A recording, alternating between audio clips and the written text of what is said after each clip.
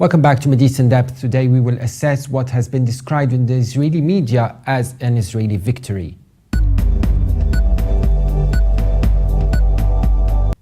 Yaakov Lapin writes an article in the Jerusalem Post on the dominant view in the Israeli defense establishment that Hamas is managing conflict from a position of weakness, which has become more acute in recent days. The IDF has seen Hamas tunnel fighters surrender because they have run out of food. To be sure, this does not mean Hamas is near any breaking point.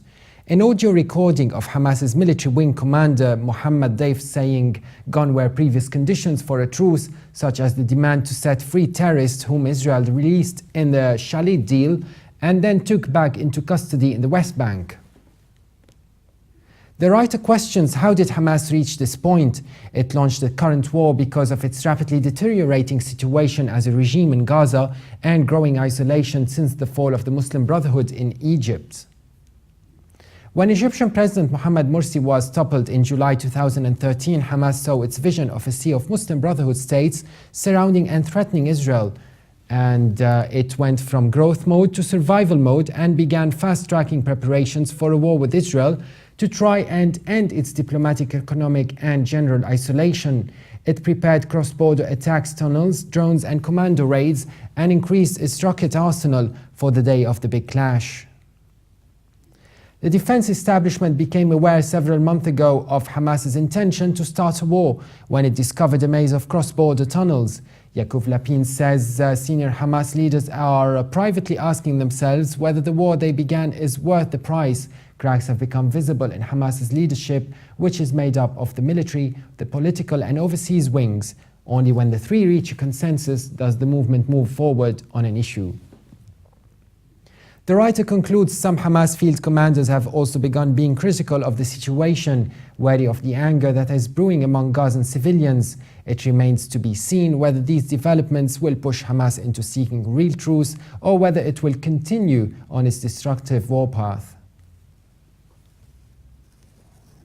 Israeli intelligence and security commentator Yossi Melman writes an analysis in the defense and diplomacy section of I-24 News. He titles it Israel's victorious withdrawal from Gaza. Melman says a newly forged special relationship with Egypt and the weakening of Hamas are two of Israel's achievements in Gaza op. Yossi Melman adds, after 27 days and 63 Israeli Defense Forces fatalities, the war is over, at least as far as Israel is concerned. The unilateral withdrawal is a political decision informed by military considerations.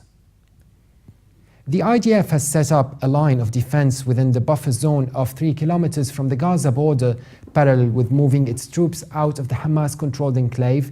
It's granted that, should Hamas keep firing rockets, the IDF will return to operational mode and bomb Gaza from air, with a repeat of the ground incursion very much on the table.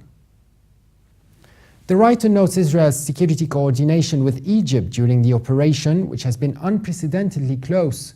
From Israel's viewpoint, the special relationship with the North African ally Egypt is its most important strategic asset in the region and the main achievement from this war. And the piece concludes, but the bottom line is that Hamas was severely battered and humiliated, and the heavy toll to the civilian population of Gaza could hurt the organization's image further. He says no wonder Hamas pleaded for a ceasefire a few days ago, which it then violated. He adds the IDF is hoping that this will serve as deterrence to Hamas and bring several years of quiet to Israel's south. One should mention here the Second Lebanon War and its aftermath, which was a huge strategic achievement by Israel that brought 8 years of quiet to its north. That was it for today's brief analysis. For more updates, visit us on levant.tv. You could also subscribe to MidEast in Depth on iTunes. Thanks for watching and bye for now.